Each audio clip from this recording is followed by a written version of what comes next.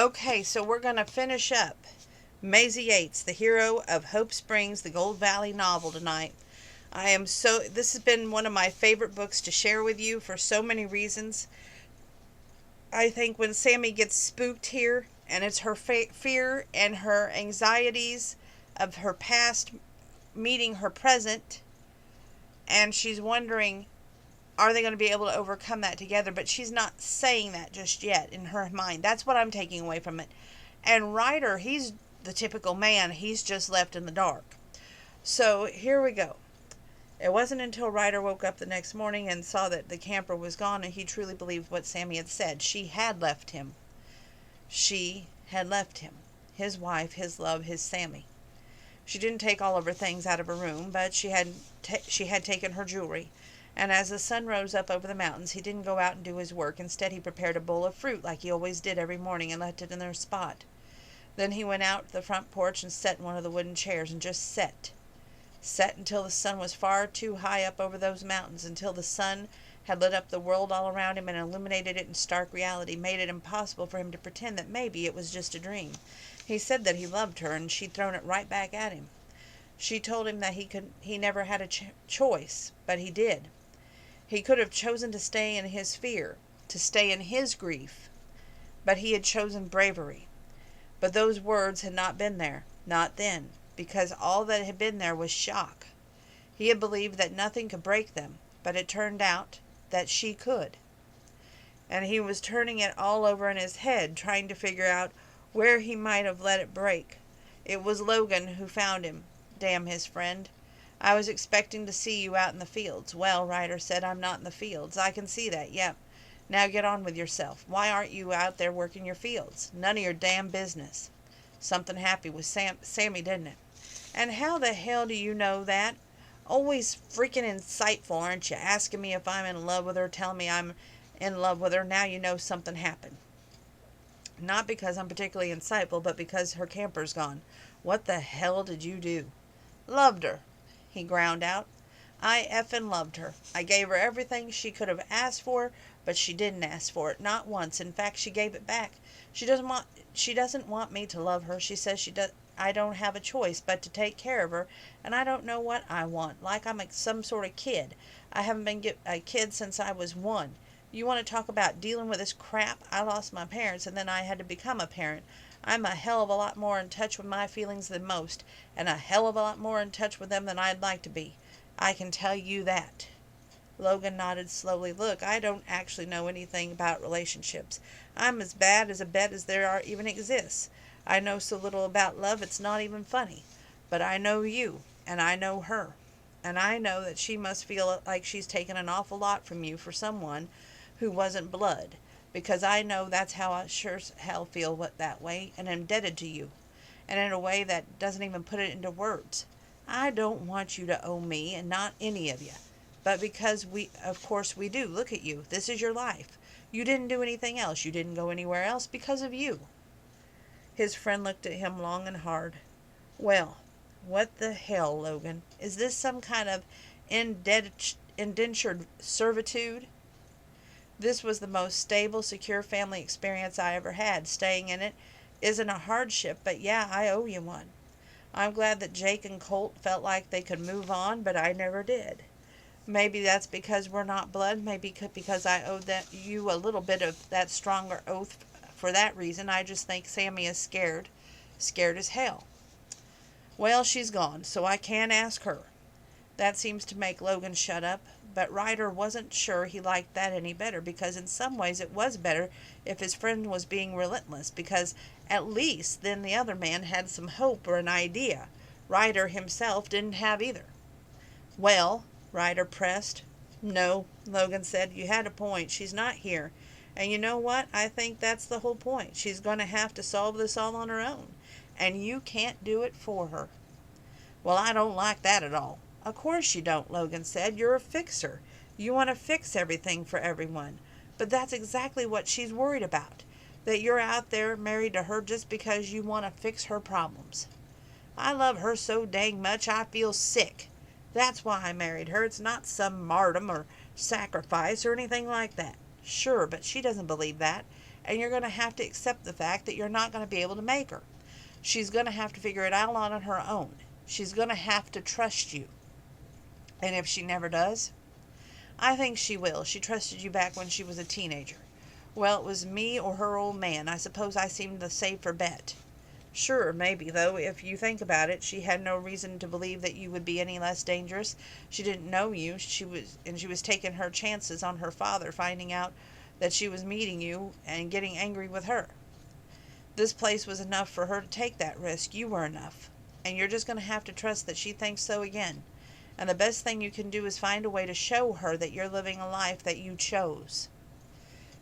But I'm not, he said. I'm living one without her, and that's terrible. It's damn terrible. Sure, except you're still here. You're still right here when your parents died. You didn't choose that, and you still chose to stick it out, to take care of us. But now you're still here. And what would you like me to do? Move on. He could only stare at Logan because he couldn't even begin to fathom moving on. Sorry, but it's one of the things you've never really done. Not from her necessarily, but the past. Figure out what you want, choose the life that you want, figure out what kind of life you want to live, and show her that you're not just here out of habit, that you're not just here out of some habit or a sense of obligation. Can't I just chase her down, kidnap her, and lock her in my bedroom until she sees sense? He was only a little bit joking. Honestly, it sounded more sensible to him, more certain than this relaxed stuff that Logan's suggestion. He wanted to go after her, he wanted to fix it, and he couldn't understand why that bothered her so much. So what if he felt like a sense of obligation? Didn't she understand that was love to him? No, Logan said, you can't, because you need her to let her figure out some things on her own. She's strong, but she's been in your pocket all this time. She healed with you, around you. So stand apart for a minute, see where it goes. Awfully confident, Ryder said. Yeah, Logan said. I am, because I know you both, and because I think this place has a little bit of magic in it. I don't know, Ryder said. I always thought it was kind of the opposite of that. Not a whole lot of magic, mostly a bit of grief and irony. Hope Springs, I tell you what. It made me want to pick the names of things a lot more carefully, like it was setting itself up for disaster. That's not how I took it. It's just that even when things are hard, well, there's still hope, isn't there? I don't know about that. Well, if there's not hope, what is there? Maybe think about that and see where that takes you. Ryder had no idea what to make of any of that, but because it felt to him like his hope had up and driven off along with Sammy Marshall. Sammy was a coward, and she was sneaking around in Gold Valley like a coward that she was. She'd gotten as far as Copper Ridge, spent the day at one of the craft fairs, and come right back at home. She was currently camped out in her spot that she used to hook down on Hope Springs Ranch when she was a teenager. And now she was sneaking around in town, restocking her jewelry at various places on Main Street, and in general feeling like a wounded martyr. She knew that Ryder wouldn't see it that way, that he currently was probably feeling like the martyr, and she understood that. She did, but she was doing them both a favor. Of course, right now the favor felt like a giant knife wound to her heart, but whatever. She was slipping out of Willow Creek when she ran into Iris, one of the last people on earth she wanted to see. Iris would be furious with her, absolutely furious, and Sammy expected all kinds of anger to flow from her friend's mouth. But instead, Iris just stared, and then her eyes filled with tears. What are you? Are you okay? Iris asked. Sammy took a breath, and that felt sharp and jagged, and sharper than the words that she had expected from her sister-in-law. What do you mean, am I okay? I'm worried about you. You're just disappeared and you left him. I know, she said, and I understand that means that I left the family. You didn't leave the family, you fool. Is that what you think? That it would be that easy? We'd all cut you in half, Sammy? Logan, Iris, Pansy, myself, we all feel torn. We both love you, and I hate seeing him like this. But I know you didn't do it for fun. Well, no, but what's wrong? I mean, I know he can be difficult, but that's not it, Sammy said. He has taken care of all of us for all too long, and I just couldn't stand there feeling like I trapped him into it. Iris simply stared at her. Really? That's it? Yes, Sammy said, her eyes filling. He's 35 years old, Iris said. He chose his life. He didn't. I assure you that he did. Absolutely and completely, that man is far too stubborn to ever be railroaded into anything. I know that what he did for us when he was younger was out of a sense of duty, but the way that he works the ranch now, it's not. It isn't. He is absolutely everything that he has chosen to be. Well, I don't want him to choose to keep on taking care of me. If there's something else he wants to hear, I don't believe you. What? I mean, I think that you believe you, but I don't think that's really the problem. I think that you're scared and you're making it about him. I am not. You are. You were asking me if I disowned you in the first 30 seconds of seeing me. Of course you're scared, and I get it. Anyone who's lived the life that we have would be. But I'm still here, choosing to care for you. That's the thing. We were always making choices. We were never forced into anything, and neither was he.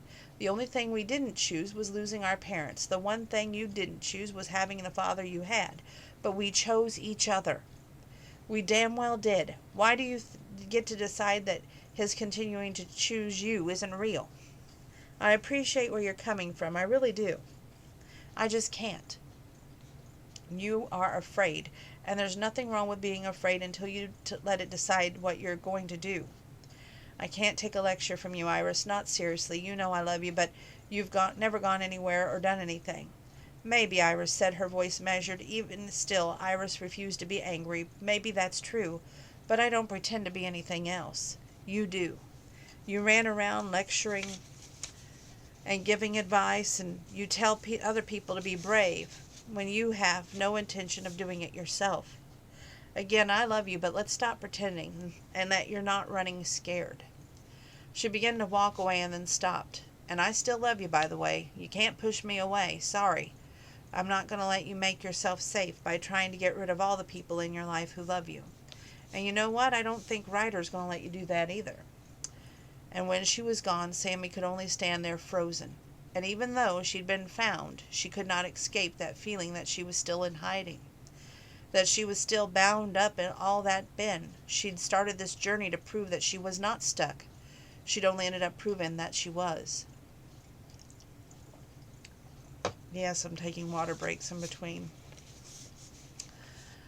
It had been 1 week since Sammy had left, and he was still coping with that intense bouts of feeling that he lost his best friend in the entire world, because he had. That just happened to be layered on top of the heartache that he felt every time he took a breath, every time he didn't take a breath, every time he moved, every time he knew that he would survive it. He knew that he could survive anything. That was the problem, though.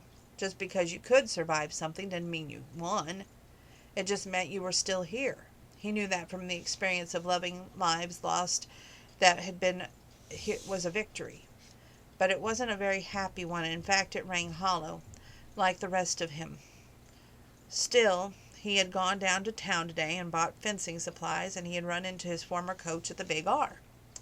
Normally he would have kept his head down, kept on walking, assumed the man wouldn't remember him, and anyway, sometimes Ryder didn't have much desire to go into nostalgic conversations with people because nothing about that time was nostalgic for him. Dreams he had left behind and fresh grief and loss, but he remembered that what Logan had said, so he had started talking to him, and he found out that the old man was retiring. He hadn't been the head coach for some time, but he'd been the assistant, and the school was looking to hire someone else. And of course he remembered Ryder and still thought that he was the best player the school ever come across for Gold Valley High School. Assistant coaching football wasn't something Ryder had ever given much thought to, and he supposed it wasn't necessarily a vocation in a town this size, but he didn't really need it to be, considering that he was doing ranch work. But now he was thinking about that, getting back into football, doing more than just watching it on TV on a Sunday. He had taken his number and put it in the phone call, just his name, the word of the coach, and already had netted him the interview. And when he sat down to dinner that night, he knew the whole family would be thinking what they were going to have to avoid his foul mood, but he decided to surprise them instead. I'm applying for a job. Iris and Rose looked up. Logan, to his credit, didn't really react. What kind of job? Rose asked. Assistant football coach at the Gold Valley High School junior varsity. Wow, Rose said. I didn't know you could still... Well, I didn't know you still remembered the rules to football. Of course I do, Squirt. He said, I'm not likely to forget something that I used to live and breathe. But yeah, I figured it was high time I did something with those skills. There has to be some good to come out of it, otherwise it's just sitting there and I'm not using it.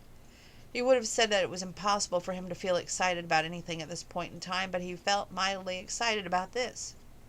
No, it wasn't his life being put back together in the way he wanted, but he was taking some of the pieces that he was left with and shaping them into different pieces. Finding something new. He was supposed there was something to be said for that. I'm happy for you, Logan said. It's a good thing. Well, I don't have the job yet. My old coach is the one leaving the position, and he's recommended me for it. So, I mean, I'm going to have a bit of personalized recommendation, which never hurts. But you never know. There might be somebody else all lined up and ready to take the slot. Nobody who would be as good as you, Rose said, and her blind loyalty to him made her up for her brattiness of a few moments earlier. Would you even have been a football player, do you think, Iris said, if it hadn't been for us? I would have been the wrong kind of man if I had turned out away from my responsibilities, not a man I could have been proud of. It didn't really have anything to do with you so much as the shape of the life we all ended up with. I'm not unhappy. You're not? Rose asked. I mean, he said at this current moment I could be happier, but I'm doing something, all right? You know, Sammy and I was retired. Or Sammy said that I was retired. And now I think there's something to that. And you all think that you're obligated to me because I took care of you or whatever BS. But I still think I would have done more than just sit around the house here all these years, and you might not feel that way. I mean, I chose to, and I need you to all know that, and I don't feel stuck here. But I did think that maybe picking up a hobby wasn't the worst idea ever in the world. That's good, Iris said, because sometimes I think I do worry about that. I know you dug in and chosen to be here, Ryder. You're the most responsible man that I know. And I do wonder sometimes what you left behind. I'm in that most important life that I could be in. We're all sacrificed. We all came together, and no, our lives aren't the same as if our parents hadn't died, but we have life. And I was thinking, I'm not significantly younger than Dad when he died, and I'm about to become a father, whatever happens with Sammy.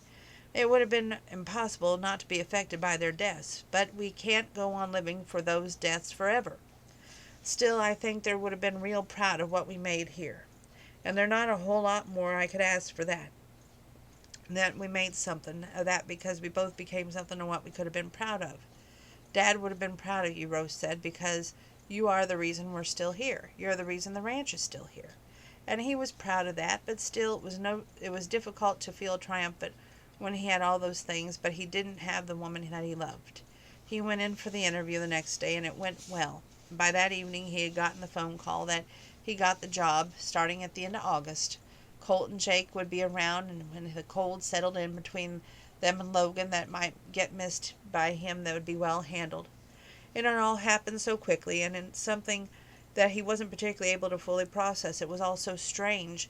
It all came out of nowhere, and here he was, living an entirely different life, yet again the one that he'd been planning on living. He was used to grim and grit and determination, used to putting his head down and taking it what life dealt him. He agreed with Logan on that score, that he needed to get out there and make something of himself so he could be for sure that he knew he was in a life that he chose. But he did not agree with leaving Sammy alone. No, he needed to talk to her, not because he didn't trust her. He trusted Sammy, he really did. And he had a lot of thinking time over the past few days. What he wanted to do was make sure that she knew exactly where he was coming from, that she understood what love was to him and what it truly meant. And I think that's wonderful. Because there had been a lot of talk about love, and he had wondered if she understood what it meant to be loved by him, but he realized he hadn't explained. He had said that he loved her, and before that he had shown it in 1,000 different ways, but it was all fairness. She had shown him the same, and she'd shown him love. And things that had only changed and gotten complicated now. So he wanted to make sure it wasn't just the words, but what those words meant. They had made vows, but they were generic marriage vows. Vows that everyone made as they stood there at the altar. But he had gotten a ring just for Sammy, and he needed to make sure that those vows matched, and that sentiment behind the word love matched. He knew from Iris and Sammy still in town, because he knew his sister ran into her on the street. But he didn't think that she was staying in town. No, he was pretty sure that he knew right where she would find his wayward bride, and he was bound and determined to go find her and make sure that if she did turn him down again, that she knew exactly what she was turning down. Sammy had gone looking for answers in just about every place but the one she first raised the questions. She'd been avoiding the conversation because she didn't want to have it. She had been avoiding the conversation because she was afraid of what it might result in. But she couldn't avoid it any more. She wasn't sleeping. She didn't want to eat. But she needed to because she was gestating a life, so she was forcing things down that tasted like sawdust and set in her stomach like a rock. She needed answers. She needed them for a long time, but more than that now she was ready for them. She had destroyed what she and Ryder had. She had destroyed their friendship, their romance, because she was afraid. It was all bound up in seeing herself as a burden and seeing herself as not enough. Sound familiar? It was all bound up in this toxic relationship with her mother that it needed to be finished. Ryder was right. He couldn't do everything for her. He couldn't protect her from whatever was happening between them. It was impossible. Because now, finally, he was pushing her rather than shielding her, and it was time for her to do something with that. He said that the midwife that he couldn't have that baby for her, but yet he trusted her to be strong. Well, this was all wound up in that. He couldn't do this for her either. He couldn't make her not afraid. He couldn't make her okay. She had to try and find a way to do it for herself. She took a deep breath and walked up to the front door of the house that she'd been in for years, and she came over when her father had died. But it was the first time she'd been back since that night they got into a fight, since he had followed her back to the little caravan and unleashed the full temper on her. She'd gone back because she had thought about what her father was the barrier keeping her and her mother from having that relationship. But she began to realize that he wasn't, that she had had anger for her mother, and there was all kinds of separate over the way she hadn't been protected, and that her mother had anger that went right back at Sammy for doing what her mother couldn't, for leaving, except now. She had left Ryder. She had just run, just like her mother had said. She had to sort this out. She had to fix it. She knocked on the door, and her mother opened it. "What are you doing here?" "I came because I wanted to tell you that you're going to be a grandmother." Her mother looked down at her stomach. "Really? Did you go out and do that to spite me?" The fact that Sammy was quite so predictable galled her a little bit. "It was a reason, yes. I wanted to prove that I could, in fact, be a good mom, and that I do understand, but while I'm sure that I can be a good mom to this child, I don't actually know how to be a well-rounded person, and I blame you. I blame you, and the fact is that you didn't protect me, that you didn't make me feel like I was worth less than your husband, who, quite frankly, Mom, was a piece of crap. He was. He was awful to you, he was awful to me, and he wasn't worth a damn." "That's your father you're talking about," her mom said. "Yes, it is, and I know that I'll protect my child in a way you didn't protect me, and I had to leave, Mom. I had to leave to protect myself because you wouldn't. Ryder had to step in to protect me because you wouldn't. And now he wants me to love me, and I'm scared. Or he wants to love me, and I'm scared. Because I'm afraid that somehow I'm not worth it. And that comes from you. And I swear to God, Mom, I will never let my child ever feel that way, ever.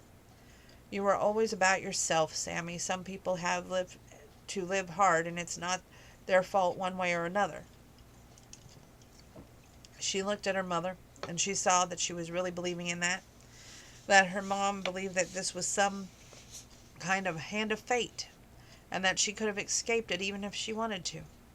Sammy realized by surrendering to the pain in her life that she was living that way too. That was because she had been born into something hard. She was letting herself have half less. And it was easy, she realized, easier than asking for more. Her mother wasn't her father's thumb, not anymore, but it was still fear that ran her life, and suddenly it all became clear. "At some point it is your fault," Sammy said. "It wasn't your fault because he abused you, but what about your life now? At some point, if you don't make the choice to demand more, demand better, if you don't stop hiding, it is your fault. This is my fault. It's my fault, this thing with Ryder. He loves me, and I've been too afraid to open myself up and let him. Because Dad made me so terrified to ask for it, to think that I could want it. And you've never done a damn thing to make me feel like I deserved it." "Why should you deserve it?" her mom asked. Why should you deserve it when I didn't?" Sammy's heart twisted. She felt a certain amount of sympathy for the woman standing in front of her, the woman who looked so much like her, with curly blonde hair and bright blue eyes, but she was defeated. And this was what happened when you didn't let love into your life. This was the future she had to look forward to. A baby that wouldn't save her from it. A positive attitude and the best of intentions wouldn't save her from it. If she let her issues become bigger than hope, then this was what waited for her. She had seen a glimpse of a couple of months ago when she was deciding that what she wanted to change rather than stay in the past, but she had decided to do physical things to make that change, and she had ignored the very real spiritual healing that needed to happen inside her, because that was the hardest part, not changing your circumstances, but changing yourself.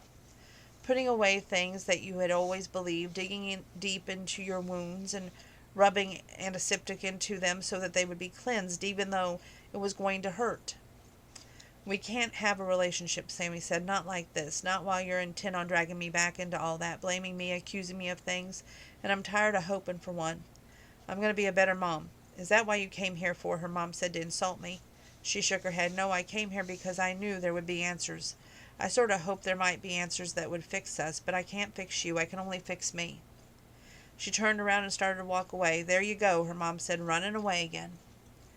Sammy stopped. I am, Sammy said. I'm running away from this useless wreckage, and I'm running back to where I should have been. When Sammy got back to the camper, the sun was sinking just behind the mountains, casting a rosy glow on everything around her. She needed to think a while, needed to sit with the changes that had reshaped the landscape of her soul after that conversation with her mom.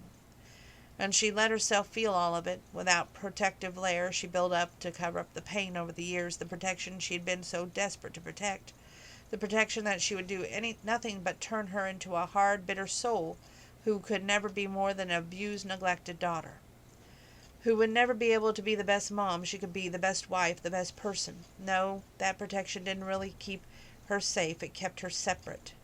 It kept her from being whole, and she let it go now, all of it. She missed Ryder, she missed having bacon with him, and she missed having her bowl of fruit. She missed every single damn thing about him. Leaving him had been like chopping off an arm. She hadn't realized quite how much she relied on him to function in all ways until she didn't have him around. So here she was, functioning without him.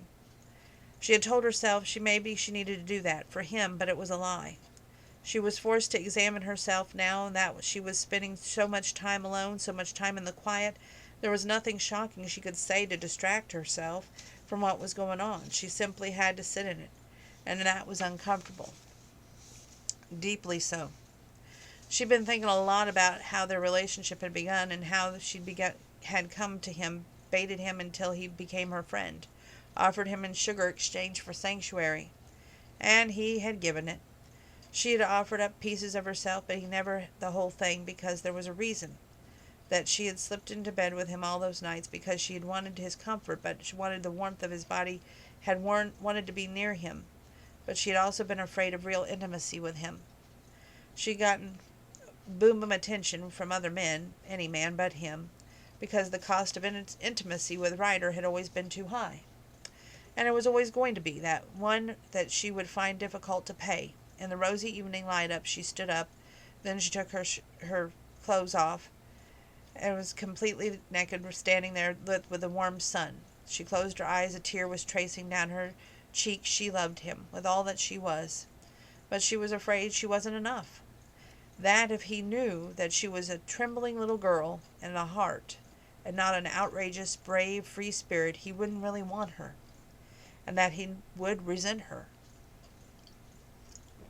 And it wasn't even so much that she was generous in wanting him to be happy, so much that she never wanted to be the reason that he was unhappy with his life.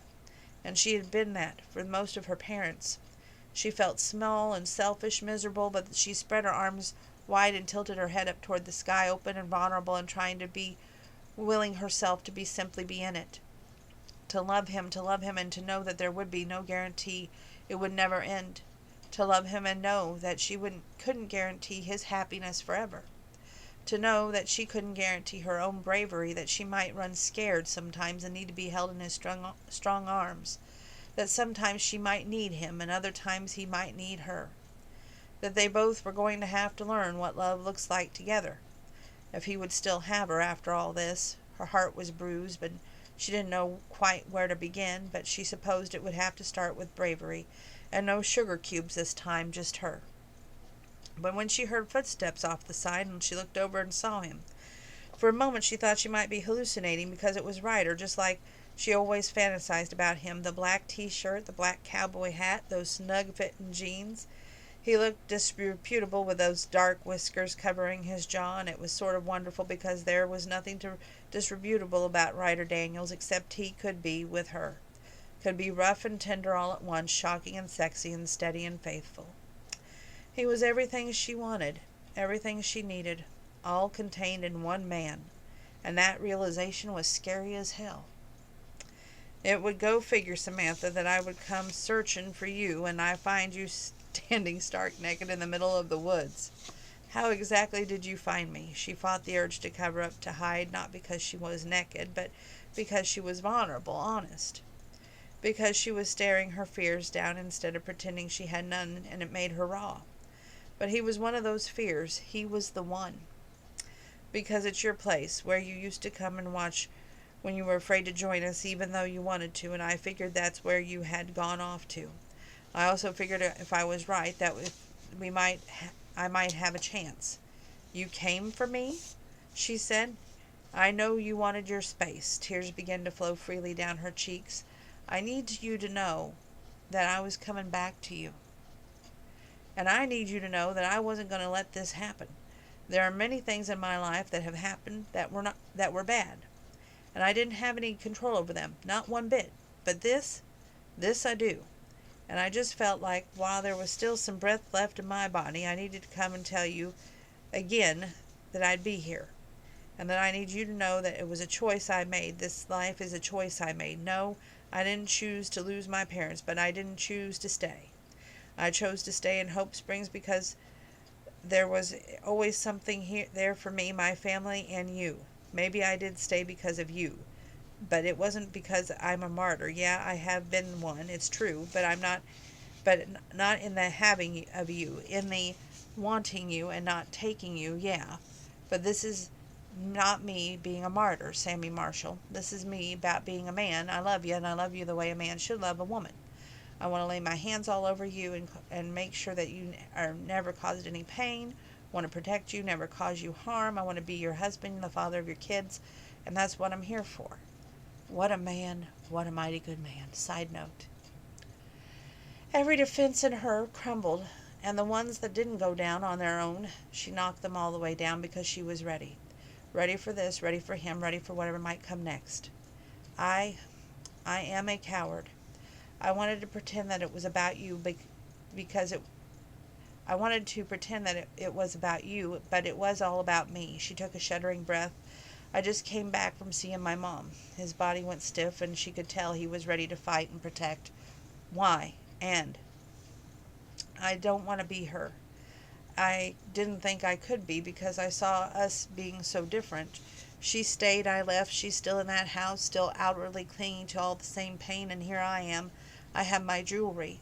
I thought I'll have my baby and I'll change my life, but I'm still there too. In my heart I still was. It's hard to move on from a hurt like that, Ryder said. His voice was rough. I know how it is. I'm so afraid of loving bigger than myself in a way that I can't control, but I do. With you it's all so consuming and huge, and it's been so all this time, and I could never let you be my everything, Ryder, because I'm sure that would destroy me. But it won't because of you. That was what I was missing. That's what I needed to trust you, trust us. I asked for love once, and it was like looking into a black abyss. But you offered it to me without ever looking or ever having to ask. And more important, you've shown me what it looks like all these years. I've just been afraid to call it what it was. She took a sharp, jagged breath, and that cut out her open and let her blood out her heart before him. Let it flow like a river. I was afraid of giving myself over to something, but freedom, real freedom, this is it. Not letting the past decide how loud we get to live and how big we get to love. Real freedom is living and not just about hiding, and that's what I want. Not just life, but this life. Did I catch you communing with nature? He asked with his grin lopsided. I was being vulnerable, she said, taking a step toward him. I got you. He wrapped his arms around her and pulled her against his chest, and she felt enveloped by his strength, free to be as soft as she needed to be because of him, because he was the kind of man whose hands were there to hold her, to cradle their baby, whose muscles would be never to always use to protect, but never to harm. I'm sorry, she whispered. I wanted you to know, he said, I got a coaching job. She tilted her head up and looked at him. You did? Yes, and it's because of you and all those things we went through to get to this moment, painful or not, so I don't need you to apologize to me. We both had some work to do because you were right. There were things I needed to address, and I'm happy. I wanted you to know that I've spent years being happy because of this family we've had, and you're part of that, not shoved in here, stitched in sloppy, not an afterthought, but a key thread that holds us all together, that held me together. I told you, you've been my light, my warmth. Don't ever underestimate the power of that. The cold kills you. Darkness makes you insane. The sun is your source of life. You protected me all this time. Don't you think you didn't? Don't you think that make the mistake of believing that I somehow was the one protecting you? I guess we were just what each other needed, she said softly. I needed to hide in your shadows, and you needed some light. I like that, he said. I love you, she whispered. I have loved you all this time. Me too. It was just a part of breathing, and you know, you never think about breathing until you do. And when you become unbearably conscious of it, that's what happened with me. I suddenly realized how much I loved you. It was hard for me because I was looking for you all this time, like my parents' marriage, which from now on this was the outside seemed like something that I don't even know if that was that, but because you can't know. And you can't know what goes on between two people in love, not really. But I had this idea in my head, and I didn't think that the crazy dark feelings I had you could possibly be that. Crazy? She lifted her brows. Dark? Yes, he said, his expression turning feral, and she loved it. The exact kind of feelings that you avoid, the exact kind of man you avoided. Tell me more. Possessive, obsessive, I had that feeling, this, you're mine, you know, and I felt that way from the time we were kids, that you belonged to me. She leaned forward and bit him on the chin. Then you belong to me, and you know I only dated men who were nothing like you because I couldn't have you. I wouldn't let myself. And dating an approximation of you, well, that would have been even sadder and more obvious than what I was attempting. Really? He looked smug and satisfied at that. Really? They just held each other in silence for a moment before they spoke again. I'm scared, she said. A lot. Just in general, and I've been running. I have been running from me for so long. Looking at my mother scared me because it looked like into a future version of myself, but I didn't see that, so I decided to have baby to make all that change without changing myself. Making big changes on the outside is so much easier than changing your heart. Sure, his voice was gotten scratchy and husky, but this was the journey that I needed to go on, this one right here, where I had to get right down to my own heart and quit standing in my own way. Admit that I was looking for the right one in front of me all along, but I was going to have to be vulnerable, be very real to have it. So this is me. I'm scared sometimes, and I act the way I do to keep people at a distance. But you know me better than anyone else, and I want you to keep knowing me, keep being with me, even when I'm a mess. Please, please love me through all of this, Ryder. I promise, he said, and I'm a stubborn, taciturn old man in partial retirement. I'm set in my ways, and I'm going to be a pain in the butt about the water birth. Do you think you can accept that, knowing that's it? This is me? Yes, she rose up on her toes to kiss him. It's not that I didn't know how to love you, she whispered against his mouth. It's that I didn't know how to accept you loving me. And you can now. She nodded yes, because not accepting love when you have it is the real tragedy in this life. I felt it for myself, sitting up here weeping. I won't do that.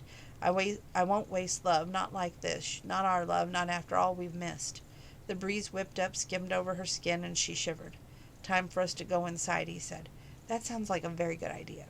He carried her inside, and this time when he was with her, she kept her eyes open, kept them on him, so that he could see how much she trusted him, what was in her heart. All the love that she had for him burning bright and brilliant in her soul. Ryder Daniels had always been her rock, her safe space, her protector. He had always been the love of her life. All she had to do was become brave enough to receive or recognize because of his strength that she was, and that she knew that it would be like this for the rest of their lives. That he would be the rock, she would be the sunshine for their child and for each other, and that they would forever be a family. Forever. Well, I love the ending in some ways because we talk about fear, we talk about love, we talk about accepting love and being scared of love, but yet we don't know if they had a girl or boy, if it's safe, if she was safe, if she had to be airlifted, all these questions. But Maisey, you get a 40 on this book because it was that good. And what I seen in myself was when Sammy got spooked, she would try to dodge Ryder. She would try to not be around Ryder because he scared her, because she had all these feelings she wasn't used to. And she was on a journey in her life trying to make a new life, but at the same time, she was trying to avoid what was right in front of her. And, that's not good. I think, we all can look back in our life at some point and go, okay, maybe I was vague on this subject or vague on that subject, and if I would have clarified it more, things would have been different. When Grandma was still with us, I was not only granddaughter, I was caregiver. And she had to have breathing treatments. She had to have so many different pills, morning, noon, and night. It was definitely like being a caregiver, at the house. And, I look at every relationship I've ever been in, and it was a complication, but yet I would not completely share everything that I was going through at that time. I would try to avoid that talk and just try to sugarcoat it and move forward. I think looking back now, sharing your feelings and your emotions are very important. I keep getting questions in the inbox about that. I think that if you're in a relationship or have any intention of being in a relationship, don't hold anything back. Put all your cards on the table, good, bad, and ugly. And say, well, I do this, so this might take away from our time together as a couple. In my case, at that time, Grandpa wasn't quite the responsibility he is now. And things were different.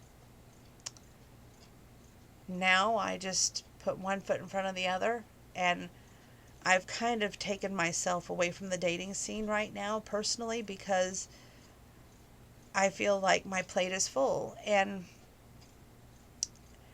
I won't say it will always be that way. I will say that, life can always change on a dime, but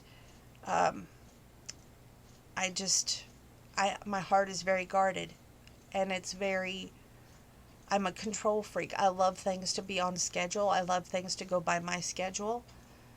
And that does scare me because, like I said, I've had all this surgery and always wanted to be a wife first and a mother second. Everybody's been questioning me on that lately too, because they're like going, do you think maybe some of the guys you have dated have been scared by the child factor so much? Because, Donna, you've always brought the child factor into every relationship. And I looked at that closely and I examined all that. And I was like going, wow, that's, I make sure everyone knows right off the bat that I have PCOS because I don't want regrets, and I don't want to have anybody going, I want my own biological kid and holding it against me, or saying, well, that's the reason I can't be with you because you have PCOS, and here I am fully invested in the relationship while he may not be. And that's I have my own problems with that. It is what it is. But we don't know what the future may hold. I did give away my wedding dress, but there's other dresses out there, and it's not the be all end all. All I'm going to say tonight is I'm tired, I'm achy, I'm grouchy, and I could use a masseuse. Don't have one. And I've got laundry to go do. That's all for tonight. I know we'll see each other again tomorrow. I think I will take some rest tonight, so there's that. Good night. Love you all. Make sure you're staying 3 feet apart, washing your hands. When you're not washing your hands, you're using your hand sanitizer, using your mask. Make sure to get that vaccine when it's available. I'm going to have to look into it for myself. Wish you all the best, nothing less. Faith, hope, and love, and lots of joy. Prosperity in the bank and in your heart. And most importantly, it's better to give than to receive. Don't forget that. God bless.